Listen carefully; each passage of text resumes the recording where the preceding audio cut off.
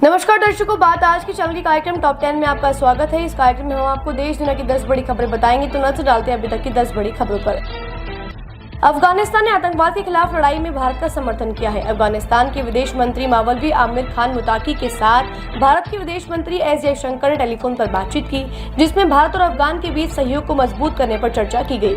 जयशंकर ने पहलगाम में हुए आतंकवादी हमले की मुताकी द्वारा की गई कड़ी निंदा की सराहना की। उन्होंने हाल ही में झूठ और निराधार रिपोर्टों के माध्यम से भारत और अफगान के बीच अविश्वास पैदा करने के प्रयासों को अफगान मंत्री द्वारा दृढ़ता से अस्वीकार करने का भी स्वागत किया। उन्होंने बताया कि मुताकी ने कहा है कि अफगानिस्तान हमेशा आतंकवाद के खिलाफ भारत का समर्थन करता है और करता रहेगा। अमेरिका में एक सैन्य बेस पर मास शूटिंग कर दहशत फैलाने की आतंकी साजिश का पर्दाफाश हुआ है। इस मामले में पुलिस ने मिशिगन आर्मी नेशनल गार्ड के एक पूर्व सदस्य को गिरफ्तार किया है। FBI के निदेशक आकाश पटेल ने साजिश की पुष्टि करते हुए बताया कि जांच एजेंसी ने मिशिगन में हमले की साजिश को नाकाम करते हुए आरोपी अम्मार अब्दुल मजीद मोहम्मद सईद को गिरफ्तार किया है। आरोपी ने US आर्मी टैंक ऑटोमेटिक एवं आर्मामेंट्स कमांड में मास शूटिंग करने की साजिश रची थी, लेकिन इसकी भनक कानूनी एजेंसी को पहले ही हो गई और उन्होंने इसे नाकाम कर दिया। इस हमले की साजिश के पीछे आतंकी संगठन ISIS का हाथ था। हरियाणा के मुख्यमंत्री नायब सिंह सैनी ने कहा कि मोदी का लक्ष्य आतंकवाद को खत्म करना है, युद्ध करना नहीं। नायब सिंह सैनी ने कहा कि प्रधानमंत्री मोदी युद्ध नहीं चाहते, बल्कि वो आतंकवाद को खत्म करना चाहते हैं। एक कार्यक्रम में उन्होंने कहा कि भारत शांति के साथ साथ शक्ति का उदाहरण प्रस्तुत करता है तथा इस बात पर जोर दिया जाता है कि प्रधानमंत्री का दृष्टिकोण युद्ध छेड़ने पर नहीं, बल्कि आतंकवाद को समाप्त करने पर केंद्रित है। विश्व शांति केंद्र में आयोजित कार्यक्रम में सैनी ने ऑपरेशन सिंदूर के बाद भारत पाक सैन्य संघर्ष में देश की रक्षा करते हुए शहीद हुए सैनिकों को श्रद्धांजलि भी दी। सैनी ने अहिंसा विश्व भारती संस्था की प्रशंसा की और कहा कि उन्होंने अपने प्रयास के माध्यम से मानवता पर जोर देते हुए शांति और भाईचारे की भावना को बढ़ावा दिया है। वरिष्ठ कांग्रेसी नेता P चिदंबरम ने कहा कि विपक्षी एकता और इंडिया गठबंधन का भविष्य इतना उज्जवल नहीं है जितना मृत्युंजय सिंह यादव कहते हैं। चिदंबरम ने कहा कि इंडिया गठबंधन अभी भी बरकरार है। मुझे यकीन नहीं, शायद सलमान खुर्शीद इसका जवाब दे सकते हैं, क्योंकि वे इंडिया गठबंधन की वार्ता टीम का हिस्सा थे। अगर इंडिया गठबंधन पूरी तरह से बरकरार है तो मुझे बहुत बहुत खुशी होगी, लेकिन यह कमजोर लगता है। इसे एक साथ रखा जा सकता है, अभी भी समय है, अभी भी कुछ घटनाएं घटित होंगी अगर आप भाजपा की मजबूत मशीनरी से मुकाबला करना चाहते हैं। मेरे अनुभव में कोई भी पार्टी इतिहास में इतनी मजबूत तरीके से संगठित नहीं हुई जितनी भाजपा है।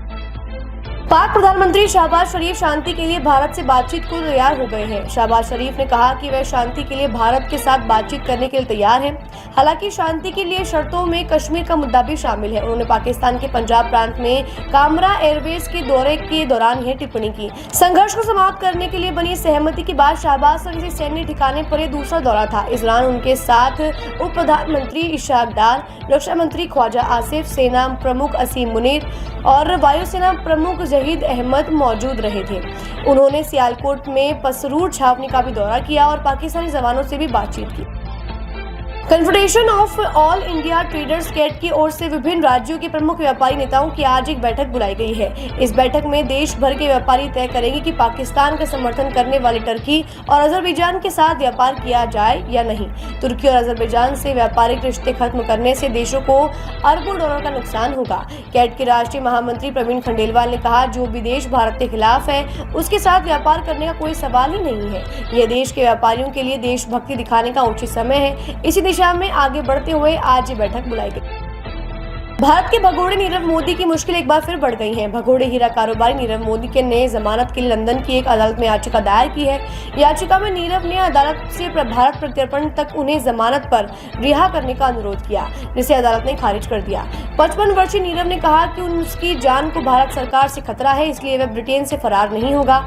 नीरव को मार्च 2019 में गिरफ्तार किया गया था, तब से वह ही ब्रिटेन की जेल में बंद है। अमेरिकी राष्ट्रपति ट्रंप के एप्पल पर दिए गए बयान पर दूरसंचार उपकरण निर्माता संघ TEMA के अध्यक्ष NK गोयल ने कहा, अब तक दुनिया और भारत को पता चल चुका है कि अमेरिकी राष्ट्रपति के बयानों पर प्रतिक्रिया देने से पहले हमें कुछ समय तक इंतजार करना होगा। जहां तक एप्पल का सवाल है, उन्होंने पिछले एक साल से भारत से $22 बिलियन से अधिक मूल्य के आईफोन बनाए हैं। भारत में एप्पल के 3 विनिर्माण संयंत्र हैं और 2 बनाने की योजनाएं हैं।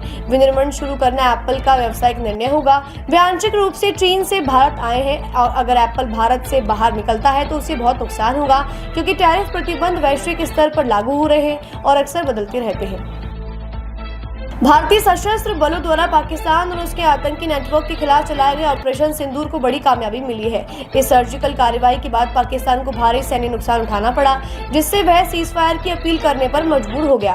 भारतीय सेना की इस निर्णायक कार्रवाई के बाद फिलहाल दोनों देशों के बीच संघर्ष विराम लागू हो गया है। संघर्ष विराम के बाद अब देश के रक्षा मंत्री राजनाथ सिंह आज शुक्रवार को गुजरात स्थित वायुसेना के भुज एयरबेस पहुंचे। रक्षा मंत्री राजनाथ यहाँ 2 दिन रहेंगे और वे पाकिस्तान से सटी अंतर्राष्ट्रीय सीमा की भी निगरानी करेंगे और सैनिकों से मुलाकात कर उनका हौसला बढ़ाएंगे।